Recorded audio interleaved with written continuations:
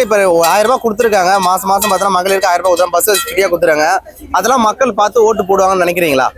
எனக்கு தெரிஞ்சு அது இந்த பார்த்து ஓட்டு போட மாட்டாங்கன்னு தான் நினைக்கிறேன். எல்லாருக்கும் இப்ப எப்படி ஆயிடுச்சுன்னா அது நம்மளோட டாக்ஸ் நம்ம பே பண்ற அமௌண்ட் தான் நம்மளுக்கு கொடுக்குறாங்க அப்படின்ற ஒரு மைண்ட் செட் வந்து மக்களுக்கு வந்துருச்சோன்னு எனக்கு தோணுது. 4 ஆண்டுகள்லாம் கொடுக்காம இப்ப 5 ஆண்டுகள்லாம் பார்த்தா ஆட்சி முடியும் போது 5000 ரூபாய் பார்த்தா திமுக அரசு போட்டிருக்காங்க இல்லையா, அதை பத்தி நினைக்கிறீங்க?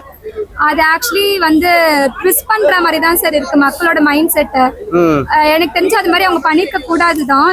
ஏன்னா ஒரு ஓட் போடுறதுக்கு இன்னும் ஒரு 40 டேஸும் இன்னும் தான் இருக்கு. அந்த டைம்ல வந்து இவங்க ஒரு 5000 போட்டிருக்காங்க. கண்டிப்பா மக்களோட மைண்டை சேஞ்ச் பண்றதுக்காக தான் பண்ணிருக்காங்க. ஆனா இப்ப இருக்க மக்கள் கொஞ்சம் உஷாராவே இருக்காங்க.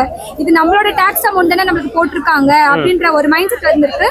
அதனால எனக்கு தெரிஞ்சு மக்கள் போட மாட்டாங்களோன்னு எனக்கு ஒரு நிறைய பேர் நான் சொல்றேன். அந்த 5000 ரூபாய் கொடுத்ததே பார்த்தனாக்கா ஒரு ஓட்டுக்கு 5000 ரூபாய் கொடுக்குறாங்க ஒரு குடும்பத்துக்கு. கடைசி நேரத்துல எலெக்ஷன்ல எல்லாமே அப்படிதான் நடக்கும். அப்படிதான் நடக்கும் எலெக்ஷன் டைம்ல. அது வந்து எல்லா அரசியல் கட்சியில மக்களுக்கு அனைவருக்கும் தெரிஞ்ச கூட மறுபடியும் திமுக ஓட்டு போடணும்னு நினைக்கிறாங்க இல்லையா, அவங்களுக்கு என்ன சொல்ல விரும்புறீங்க? அது அவங்களோட விருப்பம். மாற்று அரசியல் விரும்புறவங்களுக்கு ஒரு ஸ்ட்ராங்கான தலைவர் வரணும். ஓகே, இப்ப நீங்க மாற்று அரசியல் விரும்புறீங்க, மத்தவங்க பார்த்தா மாற்று அரசியல் விரும்பல.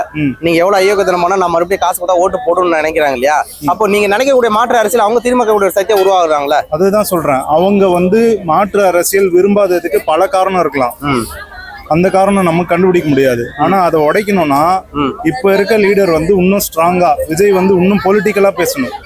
இன்னும் நிறைய விஷயம் டார்கெட் பண்ணி பேசுற மாதிரி இருக்கு. அவர் என்ன பண்ண போறேன்றத வந்து அதனாலதான் அவருக்கு ஓட்டு போடலாமா வேணாமன்ற ஒரு சந்தேக அடிப்படையில இருக்கீங்க. அவர் கண்டிப்பா எல்லாரும் போடுவாங்க. ஆனா இன்னும் அவர்கிட்ட தெளிவு நாங்க எதிர்பார்க்கிறோம். அவ்வளவு. ஓகே, இப்ப நிறைய பேர் பார்த்தா மகளிருக்கு 1000 ரூபாய் கொடுத்துருக்காங்கல்ல, அது 2026 ஓட்ட கரண்ட் ஆகுமா திமுகக்கு? சார், மகளிருக்கு 1000 ரூபாய் கொடுத்துருக்காங்க இல்லையா, அது வந்து திமுகக்கு ஓட்ட கனெக்ட் ஆகுமா 2026க்கு? அது ஆக்சுவலி நாங்க கட்டுற டாக்ஸ் தானே சார் அவங்க எங்களுக்கு ரிட்டர்ன் பண்றாங்க. அதனால எனக்கு அதுல ஒரு உடன்பாடு கிடையாது. இல்ல எங்களுக்கு வந்து இந்த கவர்மெண்ட் மேல ஆக்சுவலா உடன்பாடு கிடையாது. நாங்க மாற்று அரசியல் தான் விரும்புறோம். ஆனா வந்திருக்க 2 தலைவரும் இன்னும் குழப்பின்னு தான் இருக்காங்க. இன்னும் கொஞ்சம் தெளிவு தேவைப்படுது. ஒருவேளை அவங்க 2 பேரும் கூட்டணி அமைஞ்சா எப்படி இருக்கும்? 2 பேரும் கூட்டணி அமைஞ்சா கண்டிப்பா நல்லா தான் இருக்கும். ஆனா அது அதிமுக சவாலா இருக்குமா? கண்டிப்பா சவாலா தான் இருக்கும். ஓகே, இப்போ வந்து பார்த்தீங்கன்னாக்கா திமுக பார்த்தீங்கன்னாக்கா மிகப்பெரிய கூட்டணி பார்த்தீங்கன்னா அமைச்சிருக்காங்க. அந்த அதிமுக மிக கூட்டணியில் இருக்காங்க. சீமான், விஜய் தனித்துவமா மாற்று அரசியலை விரும்பக்கூடிய எல்லாருமே பார்த்தீங்கன்னாக்கா தனித்துவமா நிக்கிறாங்க இல்லையா, சோ அதை பத்தி நினைக்கிறீங்க? அப்ப யாரோட வெற்றி வாய்ப்பு யார் தீர்மானிக்கக்கூடிய சக்தியா இருக்காங்க? இப்ப எனக்கு தெரிஞ்சு இப்போதைக்கு விஜய் தான். அவருக்கு தான் ஓட்டு அதிகமா வரும். அப்ப திமுக அவங்க மிகப்பெரிய கூட்டணியோட இருக்காங்க இல்லையா? இல்ல, அவங்க இருக்கட்டும். ஆனா மக்களோட வாயில வந்து இவர் பேர் தான் வருது. ஆனா கொஞ்சம் குழப்பமும் இருக்கு. அந்த குழப்பத்தை விஜய் சரி பண்றாரு. மகளிர் நாங்க எதிர்பார்க்கிறோம். அவ்வளவு.